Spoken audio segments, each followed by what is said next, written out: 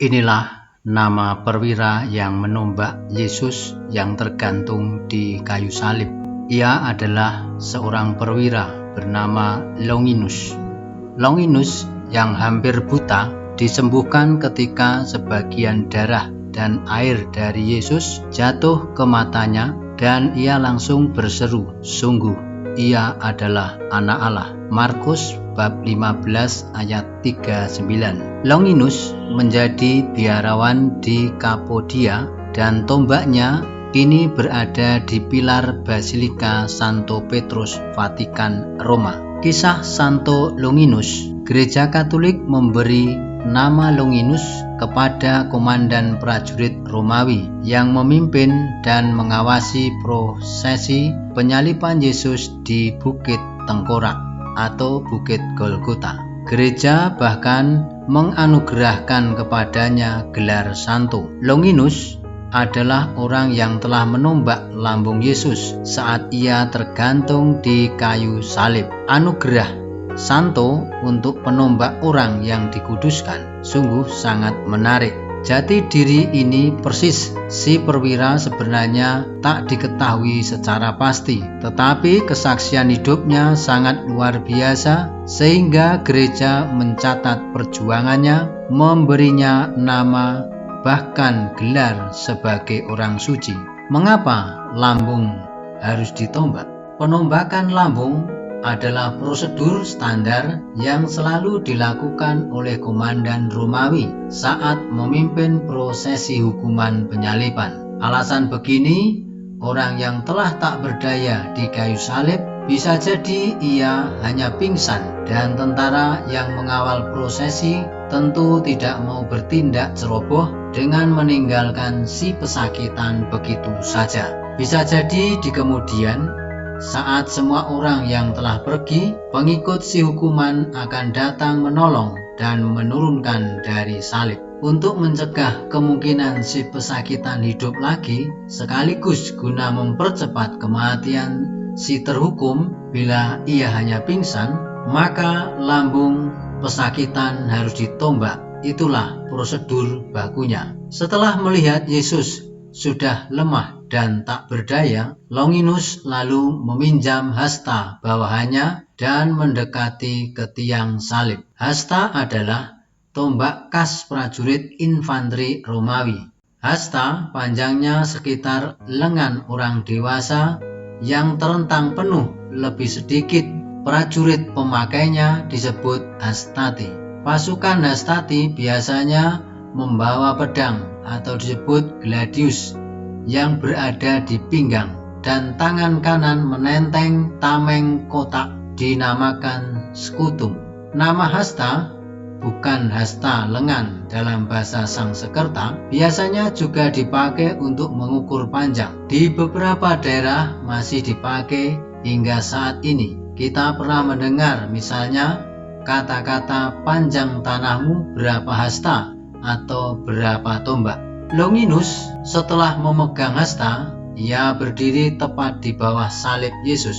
Longinus harus mendekat agar tak salah sasaran. Maklum penglihatannya bermasalah, matanya sakit dan sejatinya ia nyaris buta. Sejenak ia mengedip-ngedipkan matanya, berusaha untuk melihat lebih fokus. Setelah Longinus yakin, maka tombak dilemparkan dan dihujamkan ke perut Yesus. Baja yang tajam langsung menancap masuk ke lambung Yesus. Darah bercucur, air langsung muncrat keluar. Percikan darah diantaranya juga menciprat mata Longinus. Secara refleks, Longinus mundur sambil mengusap matanya. Longinus kembali mendongak melihat ke lambung Yesus. Dan seketika itu juga Longinus merasakan keajaiban pada matanya. Penglihatannya menjadi terang benderang. Spontan mulutnya langsung memuji, "Sungguh orang ini adalah Anak Allah." Markus bab 15 ayat 39. Ucapannya demikian mantap sehingga Longinus termasuk dalam hitungan sebagai orang yang percaya pertama kali akan kekudusan Yesus. Lubang di lambung Yesus adalah luka kelima luka yang terakhir. Luka pertama adalah luka punggung karena dicambuk, disusul luka kepala karena ditancapkan mahkota berduri dari anyaman tanaman berduri. Lalu luka di kaki dan telapak tangan karena dipaku. Meski melewati berbagai penyiksaan, tidak ada tulang Yesus yang diremukkan. Sebelumnya ada seorang prajurit yang sudah mengambil martil besar dan siap meremukkan tulang keringnya. Akan tetapi seorang prajurit yang lain mencegahnya. Hal ini tepat seperti yang sudah dikatakan para nabi sebelum Yesus hidup, bahwa tubuhnya akan disalibkan, tetapi tulangnya tidak ada yang diremukkan.